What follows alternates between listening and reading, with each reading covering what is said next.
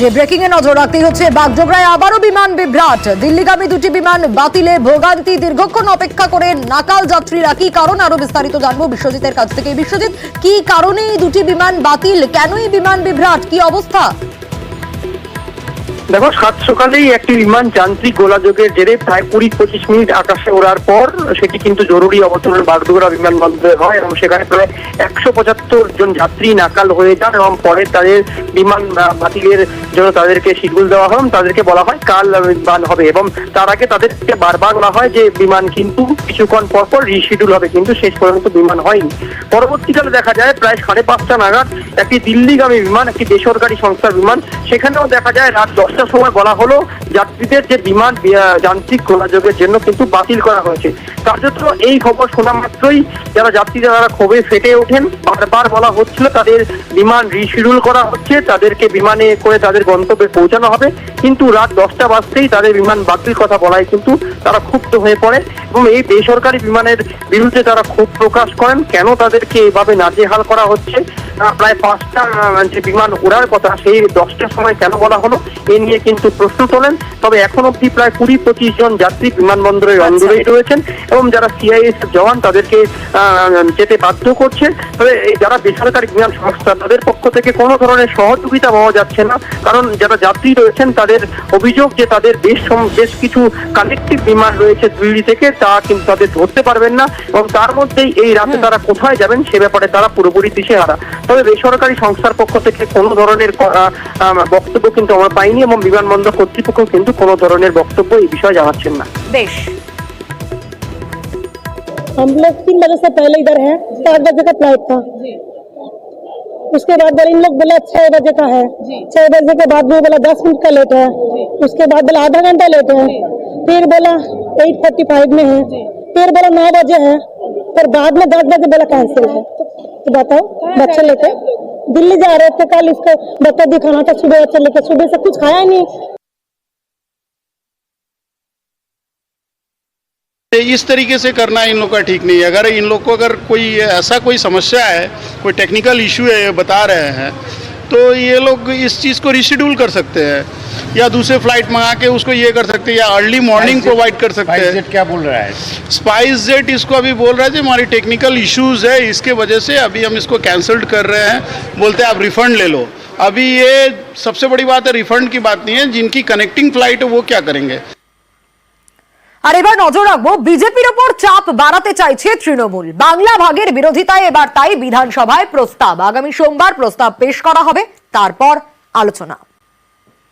যেহেতু বাংলা বারবার বিজেপিকে পরাস্ত করছে, প্রতিহিংসার বশবর্তী হয়ে তারা এই ধরনের প্রস্তাব আনছে এবং বাংলাকে ভাগে টুকরো টুকরো করার চক্রান্ত করছে।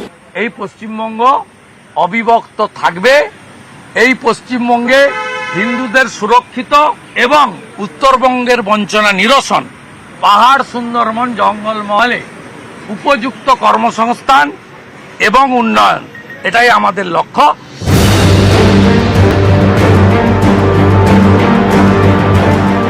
বাংলা ভাগের চক্রান্ত করছে বিজেপি, এই অভিযোগে সরব তৃণমূল। তার আঁচ এখন বিধানসভাতেও। আগামী সোমবার অর্থাৎ 5ই আগস্ট বিধানসভায় বাংলা ভাগ বিরোধী প্রস্তাব আনছে তৃণমূল। সম্প্রতি উত্তরবঙ্গকে উত্তর পূর্ব কাউন্সিলের সঙ্গে যুক্ত করার প্রস্তাব দেন কেন্দ্রীয় প্রতিমন্ত্রী তথা বিজেপি সাংসদ সুকান্ত মজুমদার। তারপর মুর্শিদাবাদ মালদাকে কেন্দ্রশাসিত অঞ্চল করার দাবি করেন ঝাড়খণ্ডের বিজেপি সাংসদ নিশিকান্ত দুবে। এই সুকান্ত এবং নিশিকান্তর সুরে সুর মেলান মুর্শিদাবাদ এবং বহরমপুরের 2 বিজেপি বিধায়ক। এই সুযোগে পৃথক কোচবিহার রাজ্যের দাবিতে ফের সরব হয়েছেন বিজেপি রাজ্যসভার সাংসদ অনন্ত মহারাজ। সোমবার এ নিয়ে বিধানসভায় সরব হন মুখ্যমন্ত্রী মমতা বন্দ্যোপাধ্যায়। বিজেপির দিকে চ্যালেঞ্জ ছুড়ে দিয়ে বলেন, বঙ্গভঙ্গের হয়ে যারা সওয়াল করছেন তাদের ক্ষমতা থাকলে বিধানসভায় আসুন, ভোটাভুটি হোক। এবার বিধানসভায় বঙ্গভঙ্গ বিরোধী প্রস্তাব আনছে তৃণমূল। যেহেতু বাংলা বারবার বিজেপিকে পরাস্ত করছে, প্রতিহিংসার বশবর্তী হয়ে তারা এই ধরনের প্রস্তাব আনছে এবং বাংলাকে ভাগে টুকরো টুকরো করার চক্রান্ত করছে। যে বিজেপির মধ্যে আবার কেউ কেউ বলছেন যে বাংলা ভাগ করার কোনো প্রশ্নই ওঠে না। আমরা রেজলিউশন আনছি এই কারণে যে প্রথমত বাংলার মানুষের কাছে একটা বার্তা দেওয়ার জন্য, to be united against this conspiracy.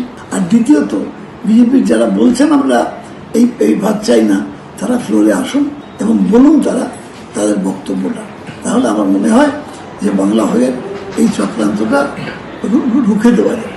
আমরা উত্তরবঙ্গের বঞ্চনা নিয়ে আমরা অত্যন্ত কনসার্ন আছি, আমরা চিন্তিত। ডক্টর শ্যামাপ্রসাদ মুখার্জি 1947-এর 20 জুন এই হাউসে হিন্দুদের জন্য দিয়ে গেছিল পশ্চিমবঙ্গ।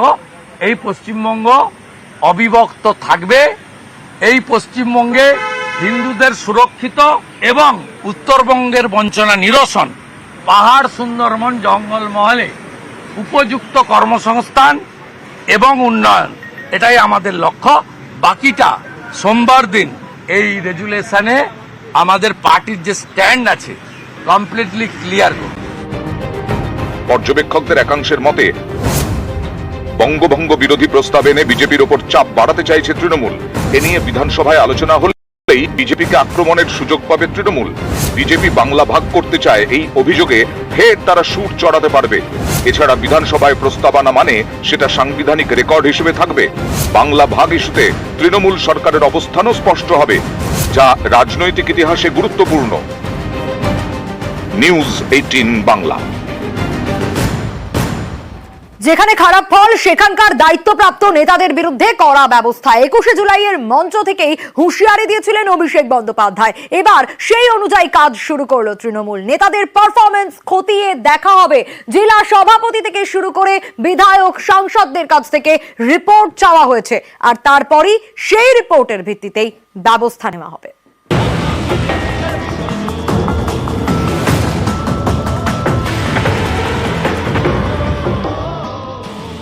এই যে 1-1.5 মাস কোন রাজনৈতিক কর্মসূচিতে আপনারা আমাকে দেখেননি, তার কারণ পর্যালোচনার কাজে আমি ব্যস্ত ছিলাম। আগামী 3 মাসের মধ্যে এর ফল আপনারা দেখবেন। 21শে জুলাইয়ের মঞ্চে হুঁশিয়ারি দেন দলের সর্বভারতীয় সাধারণ সম্পাদক। সেই অনুযায়ী কাজ শুরু করে দিল তৃণমূল। 24-এর লোকসভা ভোটে দায়িত্বপ্রাপ্ত নেতাদের পারফরমেন্স খতিয়ে দেখা হচ্ছে। এর জন্য জেলা সভাপতি, বিধায়ক এবং সাংসদদের থেকে জরুরি ভিত্তিতে রিপোর্ট তলব করা হয়েছে। যেসব নেতাদের এলাকায় ফল খারাপ হয়েছে তাদের বিরুদ্ধে ব্যবস্থা নেওয়া হবে। মূল্যায়ন পর্ব, বিশ্লেষণ পর্ব চলছে সাংগঠনিকভাবে। কোথাও কোথাও কেন আমরা হারলাম তার একটা পর্যালোচনা, কিছু কারণকে চিহ্নিত কিভাবে করা যায় সেই প্রক্রিয়াটা চলছে। এতে আগামী দিনে দলকে আরো শক্তিশালী করার ক্ষেত্রে, ক্ষয়ক্ষতি মেরামতির ক্ষেত্রে অনেক সুবিধা হবে। লোকসভা ভোটে এবারও তৃণমূলের জয় জয়কার, কিন্তু এর মধ্যেই তাদের কাটা শহরের ভোট। তৃণমূল কংগ্রেসের সর্বভারতীয় সাধারণ সম্পাদক হিসেবে আপনাদের কথা দিচ্ছি যে যারা এই নির্বাচনে পঞ্চায়েত বা কাউন্সিলর বা মিউনিসিপ্যালিটি চেয়ারম্যান, ভাইস চেয়ারম্যান থেকেও মানুষকে বোঝাতে অক্ষম হয়েছেন বা তাদের নির্দিষ্ট এলাকা থেকে প্রত্যাশিত বা আশানুরূপ ফল হয়নি, একইভাবে আমরা টাউন সভাপতির বিরুদ্ধেও ব্যবস্থা নেব, মিউনিসিপ্যালিটি চেয়ারম্যানের বিরুদ্ধেও ব্যবস্থা নেব, গ্রাম পঞ্চায়েতের ক্ষেত্রে প্রধানের বিরুদ্ধেও ব্যবস্থা হবে, অঞ্চল সভাপতির বিরুদ্ধেও ব্যবস্থা হবে। লোকসভা ভোটে ফলের নিরিখে রাজ্যের 125টি পুরসভার মধ্যে 69টিতে পিছিয়ে তৃণমূল, অর্থাৎ 55.2% পুরসভায় তৃণমূল পিছিয়ে। শহর এলাকার খারাপ ফল নিয়ে পর্যালোচনা বৈঠক শুরু করেছেন ফিরহাদ হাকিম। মঙ্গলবার বীরভূমের সিউড়ির কাউন্সিলরদের নিয়ে তিনি কলকাতায় বৈঠক করেন। সিউড়ির সমস্ত কাউন্সিলররাও এসেছিলেন। আমাদের মাননীয় মন্ত্রী ফিরহাদ হাকিম তিনি ডেকেছিলেন। যে সমস্যাগুলো আছে সিউড়ি শহরের নিয়ে পৌরসভার কেন্দ্রে, সেই সমস্যাগুলো নিয়ে আলোচনা হয়েছে এবং তার সমাধানে ইঙ্গিত মানে হারলেন কেন কি বলে আলোচনা হয়েছে। এখন থেকেই তৃণমূলের পাখির চোখ 26-এর বিধানসভা ভোট। তার আগে দলীয় সংগঠনে সংস্কার করতে চাইছেন তৃণমূল নেতৃত্ব। তৃণমূল স্তরের নেতাদের কাজের মূল্যায়ন করছে। সরাসরি ভোটের কাজে যুক্ত থাকা নেতাদের থেকে রিপোর্ট নেওয়া হচ্ছে। জনসমর্থন ধরে রাখতে আর কি পদক্ষেপ করা উচিত সে কথাও জানতে চাইছে দলের শীর্ষ নেতৃত্ব। আসল লক্ষ্য যে 2026, আর সেখানে যে কোনো সাংগঠনিক খামতি রাখবে না তৃণমূল, তাই বুঝিয়ে দেওয়া হয়েছে দলের শীর্ষ নেতৃত্বের তরফ থেকে। ক্যামেরা কুণাল চৌধুরীর সাথে আবির ঘোষাল, নিউজ 18 বাংলা, কলকাতা। আবারও ট্রেন দুর্ঘটনা, আবারও মৃত্যু। এবার লাইনচ্যুত হাওড়া মুম্বাই মেল ঝাড়খণ্ডে। মালগাড়িতে ধাক্কা দূরপাল্লার ট্রেনের, বেলাইন 18টি কামরা, দুজনের মৃত্যু, 20 জন আহত। আর প্রশ্নের মুখে স্টেশন মাস্টারদের ভূমিকা।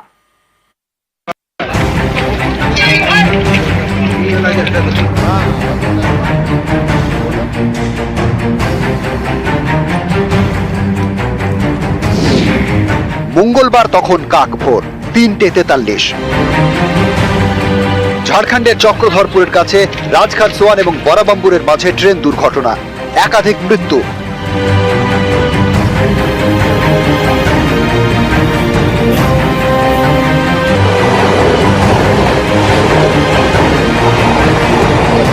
ডাউন লাইনে বরাবাম্বু স্টেশন ছেড়ে টাটানগরের দিকে এগোচ্ছিল মালগাড়ি। রাজঘাট সোয়ান স্টেশনে ঢোকার আগে একটি বগি লাইনচ্যুত হয়ে আপ লাইনের উপরে চলে যায়। এর কয়েক মিনিট পরেই সেই আপ লাইনে ছুটে আসে হাওড়া মুম্বাই মেল। ঘন্টায় 120 কিলোমিটার গতিতে ছুটতে থাকা ট্রেনটি ধাক্কা মারে মালগাড়ির লাইনচ্যুত বগিতে। সাইডে ধাক্কা লাগে, বেলাইন হয় হাওড়া মুম্বাই মেলের 18টি কামরা।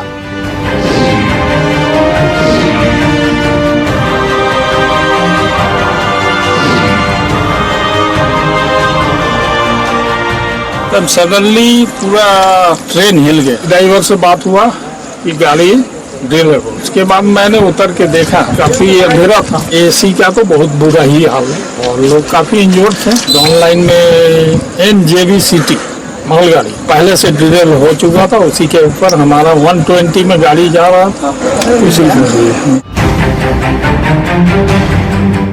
তখনও ভোরের আলো ফোটেনি, অনেকেই ঘুমোচ্ছিলেন। এমন সময় বিপত্তি, কিন্তু এর দায় কার? রাজঘাট সোয়ান স্টেশনের কাছেই মালগাড়ির লাইনচ্যুত বগিতে ধাক্কা মারে হাওড়া মুম্বাই মেল। এখানেই প্রশ্ন উঠছে রাজঘাট সোয়ান এবং বরাবাম্বু স্টেশন মাস্টারের ভূমিকা নিয়ে। মালগাড়ি বেলাইন হওয়ার পরেও কেন রাজঘাট সোয়ানের station master Howrah Mumbai mail দাঁড় করালেন না? বরাবাম্বু স্টেশন মাস্টারই বা কেন দূরপাল্লার ট্রেন আটকালেন না? মালগাড়ি যে লাইনচ্যুত হয়েছে সেই খবর কি তাঁদের কাছে ছিল না? बहुत शॉर्ट टाइम में हुआ। 3:33 पे बुश ट्रेन पिछला स्टेशन छोड़ी थी और 3:39 में डिटेलमेंट है, तो करीब 5-6 मिनट के अंदर ही ये दुर्घटना हुई है। जो स्टेशन और इस एक्सीडेंट साइट के बीच में हमारा कोई इस तरह का गेट या स्टेशनरी वॉचमैन नहीं है जो डिटेक्ट कर सकता था, तो इसी वजह से जो बुश ट्रेन का जो वैगन डिरेल था उसको नोटिस नहीं कर पाए। প্রথমে মালগাড়ির বগি বেলাইন, 4 মিনিটের মধ্যে সেই বগিতে ধাক্কা হাওড়া মুম্বাই মেলের। রেলের দাবি, হাওড়া মুম্বাই মেলে জার্মান প্রযুক্তিতে তৈরি LHB কোচ থাকায় ক্ষয়ক্ষতি অনেকটা এড়ানো গিয়েছে। নিউজ 18 বাংলা। একের পর এক ট্রেন